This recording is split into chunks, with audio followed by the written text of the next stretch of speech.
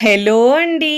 ఈరోజు మన కిచెన్‌లో చాలా ఈజీగా, సింపుల్‌గా, హెల్తీగా చేసుకునే ఒక మంచి బ్రేక్‌ఫాస్ట్ రెసిపీని ఎలా చేయాలో చూపించబోతున్నానండి. రెగ్యులర్‌గా అబ్బబ్బా! మళ్ళీ చపాతీలన్న వాళ్ళు ఇలా చేసుకోండి. చాలా సింపుల్‌గా, తక్కువ టైంలో ఈజీగా చేసుకునే బ్రేక్‌ఫాస్ట్ అండి. రోజు తినే రొట్టె, ఇంకా చపాతీ, ఇడ్లీ, దోస బోర్ కొడితే ఒక్కసారి ఇలా చేసుకోండి. మళ్ళీ మళ్ళీ కావాలంటారండి. కేవలం 10 నిమిషాల్లో ఎలాంటి పప్పులు, బియ్యం నానబెట్టకుండా ఇన్‌స్టెంట్‌గా చేసుకునే బ్రేక్‌ఫాస్ట్ అండి. పిల్లలు, పెద్దలు కూడా చాలా ఇష్టంగా తింటారు. 1, 2 అయితే అస్సలాగరండి. మరిక ఏమాత్రం ఆలస్యం చేయకుండా హెల్తీగా చేసుకునే బ్రేక్‌ఫాస్ట్‌ని ఎలా చేయాలో చూద్దాం రండి. ముందుగా ఇక్కడ నేను ఒక మిక్సింగ్ బౌల్ తీసుకొని దాంట్లో ఒక కప్పు గోధుమ పిండి తీసుకోవాలండి. అదే కప్పుతో ఒక కప్పు బియ్యపిండి తీసుకోవాలండి. ఒకవేళ బియ్యపిండి వేసుకోవడం ఇష్టం లేకపోతే దీని ప్లేస్‌లో మీరు రాగి పిండి అయినా, జొన్న పిండి అయినా తీసుకోవచ్చండి. నేనైతే ఇక్కడ 3 పిండిలతో చేస్తున్నాను. ఇప్పుడు దీంట్లో సన్నగా కట్ చేసుకున్న ఉల్లిపాయ ముక్కలు మీడియం సైజ్ తీసుకోవాలండి. ఉల్లిపాయ దీంట్లో సన్నగా కట్ చేసుకున్న పచ్చిమిరపకాయలు 2 తీసుకోవాలి. దీంట్లో సన్నగా కట్ చేసుకున్న కరివేపాకు ఆకులు 5-6 తీసుకోవాలి. పావు కప్పు దాకా కొత్తిమీర తీసుకోవాలండి. క్యారెట్‌ని ఇలా ఒక మీడియం సైజ్ క్యారెట్‌ని తురిమి తీసుకున్నానండి. ఇప్పుడు దీంట్లో 4 కప్పుల దాకా వాటర్ వేసుకోవాలండి. ముందైతే 4 కప్పులు వేసుకోవాలి. ఇక్కడ నేనైతే పిండి కలుపుకోవడానికి ముందుకైతే 3 కప్పులైతే వేసుకున్నానండి. ముందైతే 3 కప్పులు వేసుకోవాలి. తర్వాత మళ్ళీ చూసుకొని యాడ్ చేసుకోవాలి. ఒక కప్పు దాకా మళ్ళీ వేసుకోవాలండి. ఇప్పుడు దీంట్లో రుచికి సరిపోయినంత ఉప్పు వేసుకోవాలండి. ఇప్పుడు దీంట్లో జీలకర్ర హాఫ్ టీ స్పూన్ దాకా వేసుకోవాలి. ఇలా వేసుకున్న తర్వాత బాగా ఉండలు లేకుండా మిక్స్ చేసుకోవాలండి. ఫస్ట్ టైం నా ఛానల్ చూస్తున్న వాళ్ళు ప్లీజ్ నా ఛానల్‌ని సబ్స్క్రైబ్ చేసుకోండి, లైక్ చేయండి, పక్కనున్న బెల్ ఐకాన్‌ని ప్రెస్ చేయండి. ఇలా ప్రెస్ చేయడం వల్ల నేను పెట్టే వీడియో నోటిఫికేషన్ ముందుగా మీ హోమ్ పేజ్‌కి వస్తాయండి. ఇలా ఉండలు లేకుండా బాగా మిక్స్ చేసుకోవాలండి.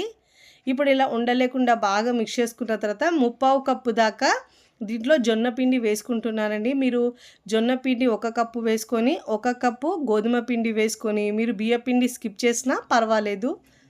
ఇప్పుడు ఇలా ఉండలు లేకుండా బాగా మిక్స్ చేసుకోవాలండి. మళ్ళీ ఒక కప్పు వాటర్ వేసుకోవాలి. మొత్తం ఇక్కడ నేను 4 కప్పుల వాటర్ వేసుకున్నానండి.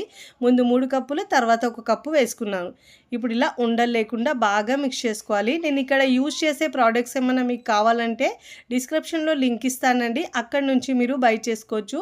ఇలా బాగా మిక్స్ చేసుకున్న తర్వాత మూత పెట్టేసి ఒక 5-10 నిమిషాలు పక్కకు పెట్టుకోవాలండి. పిండి చక్కగా నానుతుంది. ఇక్కడ నేను ఒక 5 నిమిషాల తర్వాత చూపిస్తున్నాను చూడండి. పిండి అనేది చక్కగా నానిందండి. ఇప్పుడు దీంట్లో కాస్త పిండి మనకు చిక్కగా అనిపిస్తుంది కాబట్టి దీంట్లో మరొక కప్పు వాటర్‌ని యాడ్ చేసుకోవాలి. ఈ బ్యాటర్ అయితే కాస్త చిక్కగానే ఉండాలండి. అదే మనం రవ్వ దోసకైతే పిండి అనేది పల్చగా ఉండాలండి. ఇక్కడ మాత్రం మొత్తం సుమారుగా మనకు 5 కప్పుల దాకా వాటర్ పడిందండి. చూడండి ఇలా కన్సిస్టెన్సీ వీడియోలో చూపించిన విధంగా ఈ కన్సిస్టెన్సీలో మనకు బ్యాటర్ ఉండాలి. కాస్త చిక్కగానే ఉండాలండి.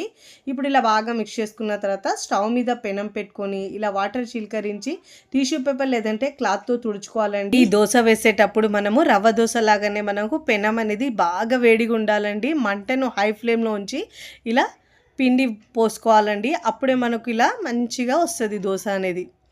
మంట మాత్రం హై ఫ్లేమ్‌లో ఉంచాలి. పెనం అనేది బాగా వేడిగా ఉండాలండి. ఇలా దోస వేసుకొని మీడియం ఫ్లేమ్‌లో కాల్చుకోవాలండి. మీడియం టు లో ఫ్లేమ్‌లో కాల్చుకుంటేనే మనకు చక్కగా కాలి క్రిస్పీగా అవుతుంది. ఇప్పుడు హాఫ్ టీ స్పూన్ దాకా ఆయిల్ అయినా, నెయ్యైనా వేసుకోవాలి. ఇలా వేసుకొని చక్కగా కాల్చుకొని ఫోల్డ్ చేసుకొని ప్లేట్‌లోకి తీసుకోవాలి. మనము మీడియం టు లో ఫ్లేమ్‌లో కాల్చుకుంటే దోస అనేది మనకు చాలా క్రిస్పీగా వస్తుందండి. రెండో వైపు కాల్చే అవసరం లేదు. ఫోల్డ్ చేసుకొని ప్లేట్‌లోకి తీసుకోవాలి. మంటను మనం ఎక్కువ సేపు లో ఫ్లేమ్‌లో ఉంచితే క్రిస్పీగా అవుతుందండి. నేను కాస్త మీడియంగా సాఫ్ట్‌గా ఉండేటట్టు దోస వేసుకున్నాను. ఇలా ఫోల్డ్ చేసుకొని ప్లేట్‌లోకి తీసుకోవాలి. ఇదే విధంగా ప్రతిసారి దోస వేసినప్పుడు మనకు పెనం అనేది హై ఫ్లేమ్‌లో ఉండాలి. ఇంకా బాగా వేడిగా ఉండాలండి. అప్పుడే మనకు ఈ రవ్వ దోసలాగా చాలా టేస్టీగా ఇంకా చాలా బాగొస్తుందండి. ఇప్పుడు ఇలా మీడియం ఫ్లేమ్‌లో ఉంచి అన్ని వైపుల్లో మంచిగా తిప్పుతూ ఇలా మంచిగా కాలిన తర్వాత ఫోల్డ్ చేసుకొని ప్లేట్‌లోకి తీసుకోవాలి. ఇదే విధంగా 1 బై 1 వేడి వేడిగా దోసలు వేసుకొని తింటే రుచి చాలా బావుంటదండి. పిల్లలు, పెద్దలు కూడా చాలా ఇష్టంగా తింటారు. మళ్ళీ మళ్ళీ కావాలనుకునే బ్రేక్‌ఫాస్ట్ అండి. ఇలా మనము చపాతీలాగా పిండి కలిపే అవసరం లేకుండా అప్పుడప్పుడు టిఫిన్‌కి ఎలాంటి పిండి లేనప్పుడు ఇన్‌స్టెంట్‌గా చేసుకునే బ్రేక్‌ఫాస్ట్ అండి.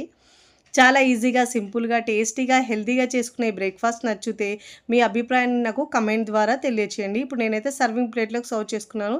నేనైతే పూరి కర్రీతో సర్వ్ చేస్తున్నానండి. రుచి అయితే చాలా బావుంటదండి. నచ్చిన చట్నీతో తిన్నా గానీ సూపర్‌గా ఉంటది.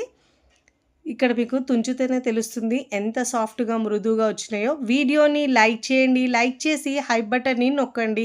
ఫ్రెండ్స్, ఫ్యామిలీకి షేర్ చేయండి. మరికొన్ని టేస్టీ, సింపుల్, క్విక్ రెసిపీస్ కోసం నా ఛానల్‌ని సబ్స్క్రైబ్ చేసుకోండి. Thanks for watching. బాయ్.